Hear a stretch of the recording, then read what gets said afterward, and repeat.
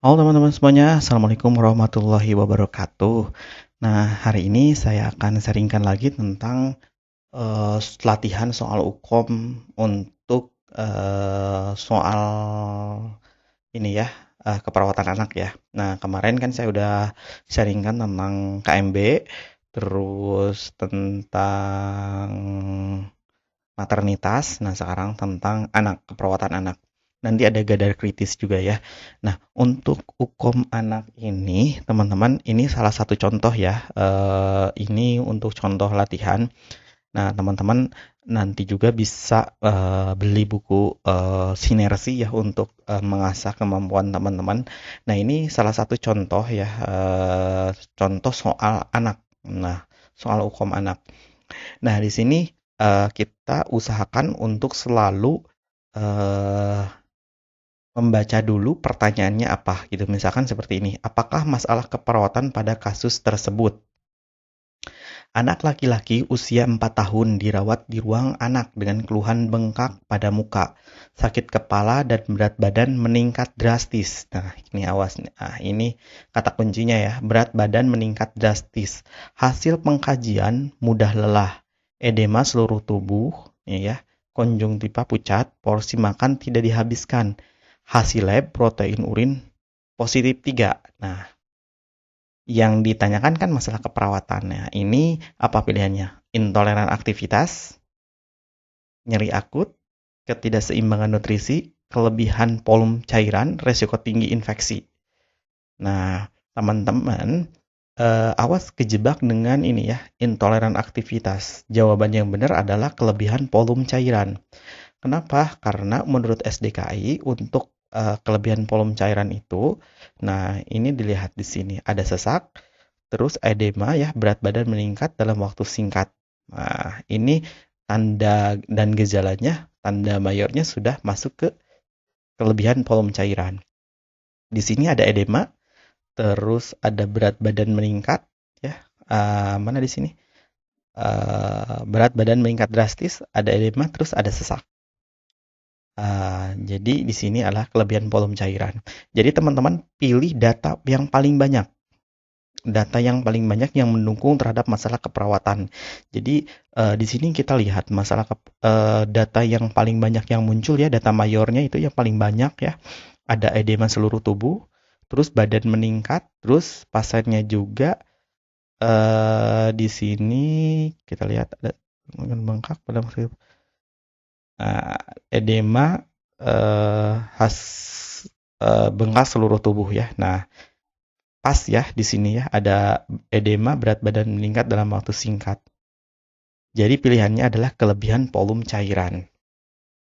Nah, untuk kenapa kita tidak mengambil ini intoleran aktivitas? Kalau intoleran aktivitas itu menurut SDKI harus ada data ini, teman-teman.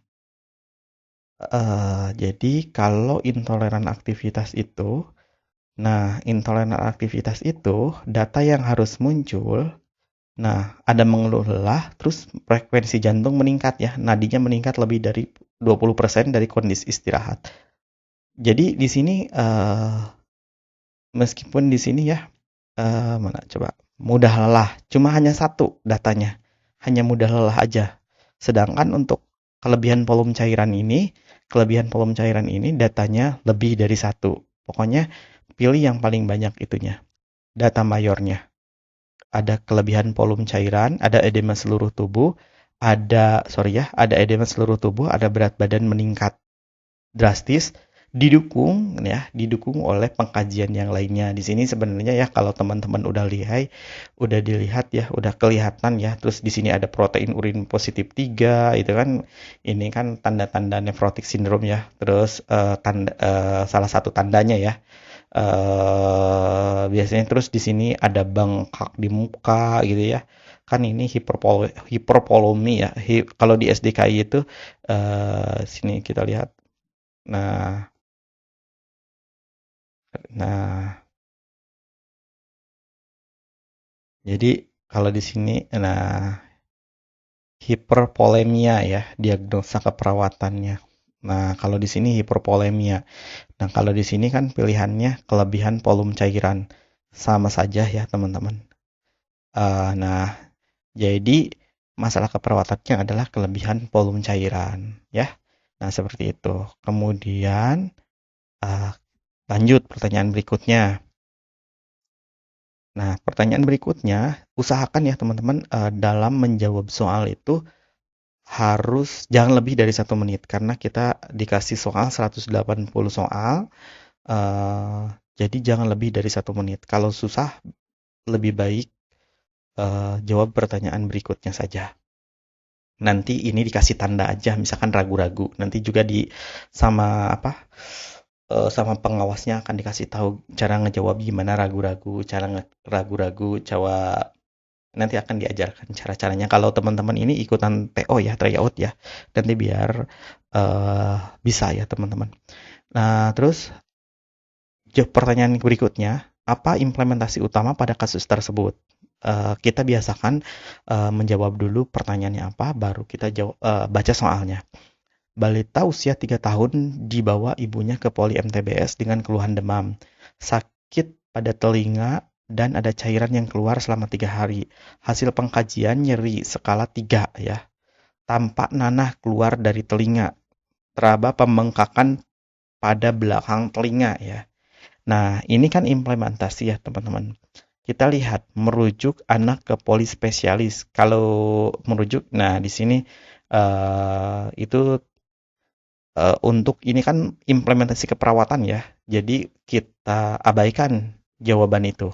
Kemudian mengobservasi nyeri, mengobservasi suhu, mengeringkan telinga dengan bahan penyerap, menganjurkan untuk kunjungan ulang 3 hari. Nah, yang tepatnya itu teman-teman kalau di MTBS ya, kalau di MTBS itu kalau keluar cairan dari telinga, keluar nanah keluar dari telinga. Nah, ini jawaban yang paling tepatnya itu adalah mengeringkan telinga dengan bahan penyerap. Nah, jawabannya ini implementasinya ya. Mengeringkan telinga dengan bahan penyerap. Coba teman-teman lihat di MTBS ya untuk implementasi ini ya. Nah, untuk implementasinya juga teman-teman bisa lihat di eh, masalah keperawatannya itu apa.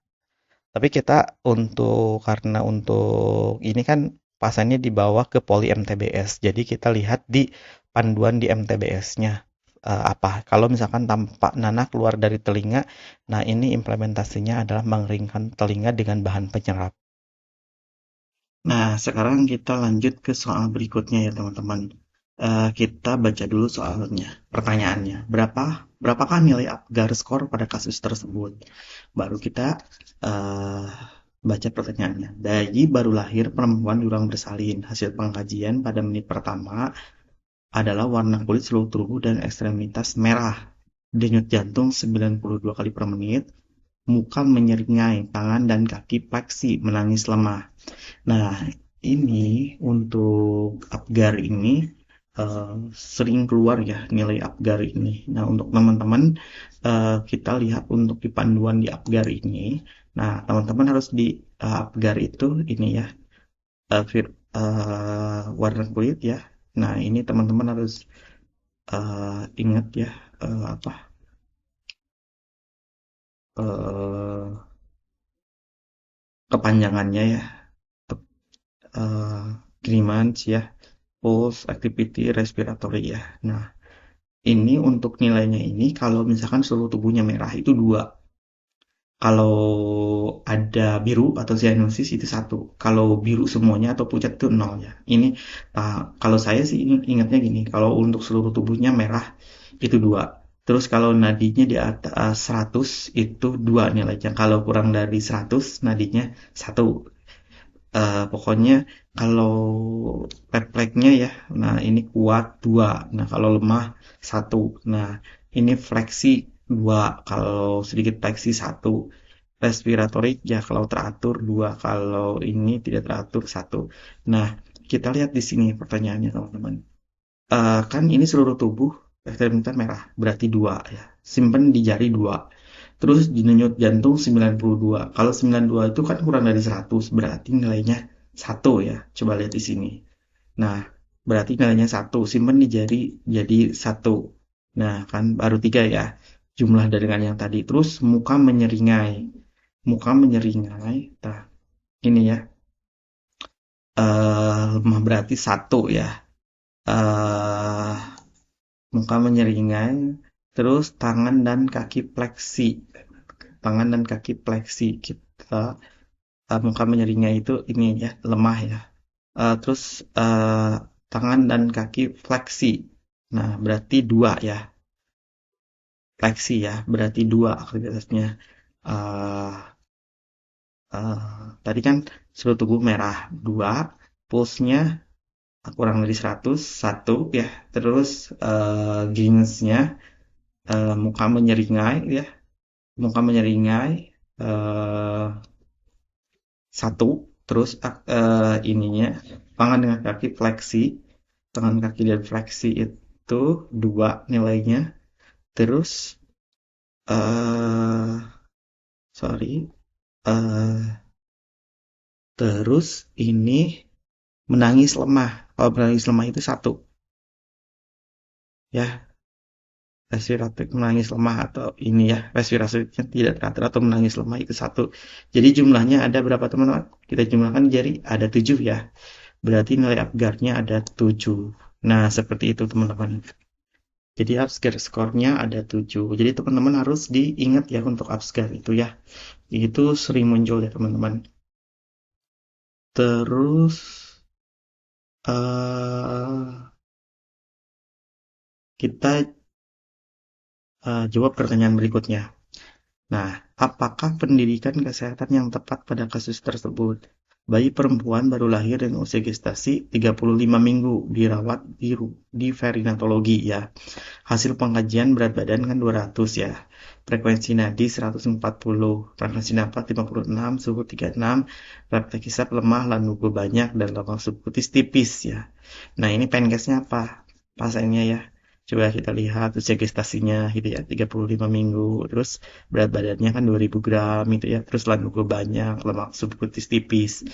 Nah, ini kan udah jelas ya. Ini mah pasti kalau kita coba kita lihatlah jawabannya. Anjurkan tidak memandikan bayi, ini salah. Anjurkan menjemur, maksudnya ini anjurkan menjemur di pagi hari, ini kurang tepat. Anjurkan metode kanguru, nah ini tepat. Kalau yang ini coba kita baca dulu semua. Ajarkan cara mengendong, anjurkan untuk memakai sarung tangan dengan sarung kaki ya. Ini yang paling tepat. Ajarkan metode kanguru ya. Nah, ini yang paling tepat. Karena dilihat datanya, usia gestasi ya 35 minggu, terus di peri ya, dirawatnya di ruang peri ya, perinatologi ya, terus berat badannya juga kan 2000, terus ini udah jelas ya, lanugo banyak, lemak subkutis tipis ya. Ini pas ajarkan metode Kangguru ya. Terus kita lihat pertanyaan berikutnya. Bagaimanakah cara pemberian ASI pada kasus tersebut? Nah, bayi perempuan usia 1 hari dirawat di NICU ya, dengan riwayat persalinan normal dengan usia gestasi 32 minggu ya. Nah, ini usia gestasinya juga 32 minggu ya, teman-teman. Kita lihat ya di usia gestasi ya juga ya, 32 minggu. Hasil pengkajian bayi tampak lemah, refleks hisap dan menelan.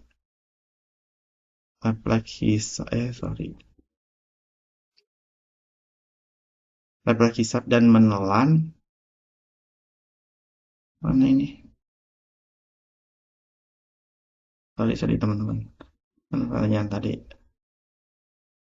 Refleks hisap dan menelan.